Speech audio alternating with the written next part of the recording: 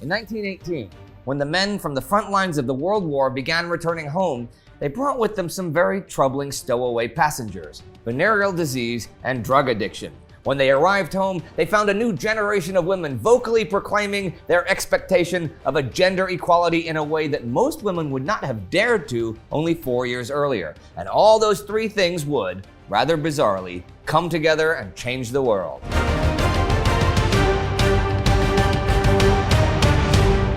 Welcome to Between Two Wars, a chronological summary of the interwarriors covering all facets of life, the uncertainty, hedonism, and euphoria, and ultimately humanity's descent into the darkness of the Second World War. I'm Indy Neidell. This year, 1920, the 19th Amendment to the U.S. Constitution is ratified August 19th, giving women there the vote. Now, in Great Britain, some women were given the vote 2 years earlier. Germany introduced universal suffrage immediately after the war during the German Revolution, and many other nations are about to or have already followed suit. There is literally a tsunami of change rolling over at least the Western world and some parts of the Middle East.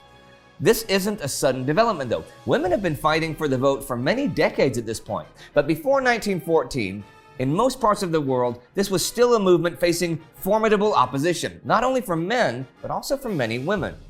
In the last 100 years, both women and men have gained access to better education, and a foreseeable and natural desire to have a say in the world has grown. The 1850s sees a massive awakening of political awareness among women in many parts of the world. At the turn of the century in Egypt, the women's liberation movement has become an essential part of the nationalist independence movement, as we saw in our previous episode. In England and the US, the suffragettes are not only fighting for the vote, but for more rights in all aspects of society. In Sweden and Norway, the battle for women's rights becomes an integral part of the socialist movement, and so on. Sure, there are places like New Zealand, Australia, and Finland where women could vote in national elections before the war. And actually, the Pitcairn Islands had women's suffrage since 1838. And you have to go look up why after watching this episode, because it's cool. But until the First World War, the suffragettes, for the most part, only make limited progress and face almost impossible resistance. For instance, the 19th Amendment was introduced to the U.S. Congress already in 1878 by Senator Aaron A. Sargent. But there's so much resistance to women having the vote that it takes 41 years before they get enough votes together to pass it. But with mounting pressure arising during and after the World War, in 1919, it's finally passed and sent to the individual states for ratification. 1 year later, it's adopted. The struggle for the vote goes through similar hardships all over the world, and in many places, it will still take time before it happens. But why is this such a big deal? The simple answer would be to say that women are viewed as less mentally capable than men. It's certainly one of the arguments often given by the opponents to women's suffrage at the time. However, there are other, more significant reasons, and they have a lot to do with sex. Not sex as in gender, but sex as in the intimate relations between women and men. Now, bear with me here while I deviate briefly into sex ed from a historical perspective. Some of this might seem obvious, but it is important to the topic. As most of you hopefully know, two possible side effects of having sex are pregnancy and venereal disease. While the latter is universally undesirable, the former is often very welcome, but not always. The future of humanity depends on having sex, and we've been endowed by nature to enjoy it so that we do it, to the point that most of us have a hard time not doing it, right? Now, think of what that means for women who have no access to contraception, or perhaps feel that it's wrong to use contraception. It means having babies, and not getting a baby, but many babies, which is great for the survival of the species when infant mortality is high, but for women as individuals throughout history, it hasn't been so great. Either they were pregnant or nursing or both, effectively excluding them at least part of the time from fully participating in society. Ingeniously, we worked out pretty early on how to use contraceptives and alleviated the situation somewhat. But it won't be until the pill is introduced in the 1960s that there is a truly effective way of preventing conception. Before that, there's a big chance that even if you don't want to, even if you do use contraception, you'll get a baby. A child that needs to be taken care of, nourished, and raised for years. Our solution to that is pretty much built in our general nature of pairing up with the opposite sex, which has been formalized in family structures. And there you have the root reason for oppression of women in the 19th and 20th century. Some people, many people actually, see women's liberation as a threat to the core family, which by their argument would lead to a world full of children without fathers, or maybe even mothers, to raise them. And it's not just the vote that they think will threaten the delicate balance of man and woman in matrimony. Contraceptives could as well. The argument is that when women and men can just have as much sex as they want to without worrying about pregnancy, they will. And this will break up marriages and again lead to a bunch of kids without anyone to raise them. So no contraceptives it is. Now, they believe this fixes that second problem as well. When men and women only have sex within marriage, they won't get the clap, especially not if they abstain from sex before marriage, ideally. And remember that before Pasteur and others discover how contagious diseases work, there's not even any knowledge for how to prevent catching something, anything. As a result, venereal disease has long been a scourge of humanity with, for instance, syphilis, infecting hundreds of millions of people over centuries until a cure is finally discovered in 1905.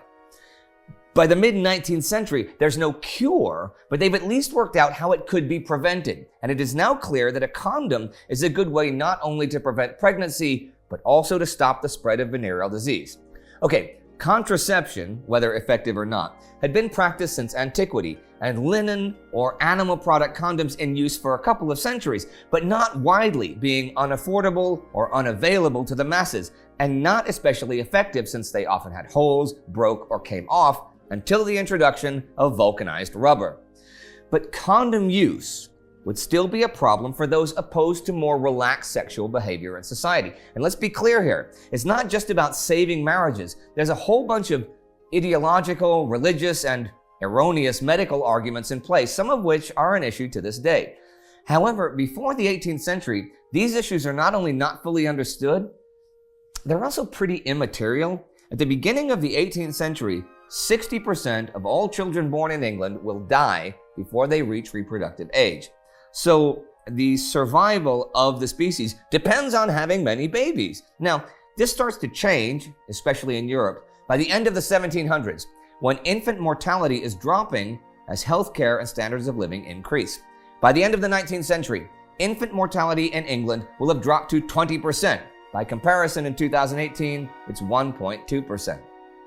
Also, urbanization is bringing more and more people together, creating greater opportunities for more and more people for sexual encounters of the non-marriage kind. This does not go unnoticed by the thinkers of the time. The controversial English cleric and scholar Thomas Robert Malthus is tremendously worried about overpopulation. He foresees a catastrophic population increase that will lead to a global collapse of society as food runs out and resources become scarce sometime in the first half of the 19th century. Luckily for humanity, his calculations are way off the mark and fail to take full account of technological advances in agriculture and manufacturing, but that's another story. In any case, in his 1798 publication, An Essay on the Principle of Population, he proposes that birth control should be one of the solutions to avoid the pending disaster. Malthus not only proposes contraception as a solution, he even goes so far as advocating research into safer abortions to allow women the right of choice both before and after sex. Well, he also proposes celibacy, monogamy, and abstention, increasing food production, preventing wars, and much more. It's sort of a whole tool shed full of weapons to combat overpopulation. In any case, many other scholars have similar ideas around the same time, and this sets off a controversial discussion that is still going on to this day: the right for women to choose pregnancy and even terminate it. And there we have it. The movement for women's liberation is closely linked to the right to choose and to sex education. During the 19th century, this becomes an organized movement in the US, Britain, Scandinavia, and many other parts of Western Europe, especially focused on lower income families that suffer from higher birth rates, leading to children they cannot afford to bring up. On the way, it becomes clear that to see change in these areas, the very people that are most affected, women, need to have a say in society. You see, the protective measures to stop people from having sex outside of marriage have been codified into law, prohibiting abortions, the sale of contraceptives, and even sex education. In many places, breaking these laws won't just give you a fine, you'll go to prison. That is exactly what happens to Margaret Sanger, one of the pioneers of sex ed and birth control in the United States. Inspired by a visit to Holland, she opens a family planning and birth control clinic in New York in 1915. It lasts 9 days before she's arrested. She's sentenced to 30 days in a correctional facility, but when released, she carries on. Repeated arrests follow, and at her conviction, the judge concludes that women do not have, quote, the right to copulate with a feeling of security that there will be no resulting conception. But Sanger prevails, and on appeal, her conviction is overturned, and this opens the way for the prescription of contraceptives in the US as of 1918. It's probably no coincidence that this decision comes in 1918. The war has radically overturned the concept of gender roles and the views on contraception. As men fight at the front, women step in and take over what were previously unthinkable jobs for a woman, like soldering, construction, trucking. A return to the pre-war gender-segregated society is not an option. But the war also brings changes in the area of sex, which brings us back to venereal disease. There's this idea that many young men left for the war and died on the battlefields as virgins. Nothing could be further from the truth. If they were virgins when they left, they most probably were not by the time they arrived at the front. If you didn't have the luck to meet a local girl the normal way, there were plenty of other options. On all of the fronts and on all sides, brothels are not only tolerated, but systematically organized and in some cases regulated by the armies to keep them as clean and healthy as possible. But the customs of the nation's armies make for different ways of handling the inevitable fact that young fighting men facing potential death will do whatever they can to get some comfort and solace in the arms of another. The French have already been issuing condoms to the troops to combat disease and stop unwanted pregnancies as a standard part of equipment since the end of the 19th century. The Germans, the Russians, the Austrians, the Italians, all of them are handing out condoms. The only nations to not do so, for reasons of morality, are the nations of the Commonwealth and the United States, with catastrophic consequences. During the war, 416,891 British soldiers are admitted to hospital for treatment of venereal disease. That's roughly 5% of all men enlisted in the entire British forces. Compare that to 74,711 cases of the more talked about condition, trench foot. Canadian soldiers, who are better paid than their English counterparts, for example, and thus can afford more visits to the joy houses and also cannot go home to their sweethearts on their leave, are even worse off. In 1915, they have a VD infection rate of 22%. Consider also the amount of cases of VD that were not treated. Some diseases like chlamydia or syphilis present little or no symptoms initially. Then there's the embarrassment, the shame that stops many from even seeking treatment. And although many other armies are handing out condoms, that's still not a perfect solution. First of all, you actually have to use them. And even if you do, in the 19-teens, condoms are less than perfect. So they bring the diseases back home with predictable results. But that's not the only thing they come back with. Wounded, psychologically scarred, and treated by liberal prescriptions of cocaine and heroin, they return home addicted to what is still at the time viewed as acceptable prescription pain medication. Now, the use of heroin and cocaine for recreational purposes has been widespread for decades already, but with masses of soldiers hooked, usage spreads like an epidemic. The authorities around the world realize they've created a serious problem, killing and disabling young people by the thousands. Already in the year 1920, US lawmakers passed more restrictive laws on the prescription of opiates and cocaine, and heroin is banned outright in the US in 1924. Now, think about this for a moment. Here we are in 1920, and there's a young generation who have watched millions of their generation die in the war and of the Spanish flu. The young men have lost their innocence on the front lines and in the brothels of Europe. The women have discovered that they can be an equal contribution to the workforce. They are, as Hemingway put it, the lost generation, but also the resilient generation. Many of them will now change the way the world works and launch a decade that is characterized by an uninhibited celebration of lust and the right to individual self-determination.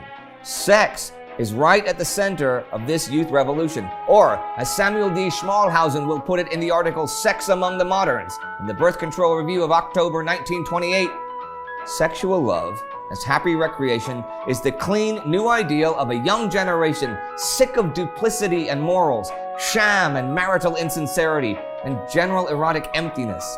A hygienic ideal, cleansed of hypocrisy, free from the misery of repression, is capturing the awakened minds of an increasing number of men and women. Passion, radiantly humanized by compassion, is our enriching new ideal. Well, perhaps that was a bit over the top, but you get the idea. Sadly, this youth revolution will not end well. It will take until the 1960s and the introduction of the contraceptive pill for it to truly take off and achieve significant change. In 1920, for many, it's an outrage, a violation of the natural order, and they see it as one of the root causes of all the troubles in the world. The more benign reactions in that direction will create a new social conservative surge in the West. In the more extreme cases, it will provoke a violent reactionary drive to return to a society where a man is the provider, the woman takes care of the household, and breeds children for the advancement of the race, or as the Nazis will put it, to produce a child for the Führer. And that very Führer will not only attack the freedom of youth, women, political opponents, and other ethnicities, but also subjugate entire nations by war. The first of these will be Poland. That's where we will go back to in our next episode when we look at the underlying conflicts between Germany and Poland that lead to war in 1939. To get our episodes ahead of time and support the effort to make more content like this, join the Time Ghost Army on Patreon or directly at our timeghost.tv website. There, you can also sign up for our forum for free. And if you have not already, subscribe to Time Ghost and World War II on YouTube. World War II Week by Week starts September 1st, 2018. Now, if you missed the episode of Between Two Wars about the Spanish flu, click right here for that. And as Spike Milligan said, contraceptives should be used at every conceivable occasion. You get it, right? It's funny, right? All right, well, here's to you, Spike. See you next time.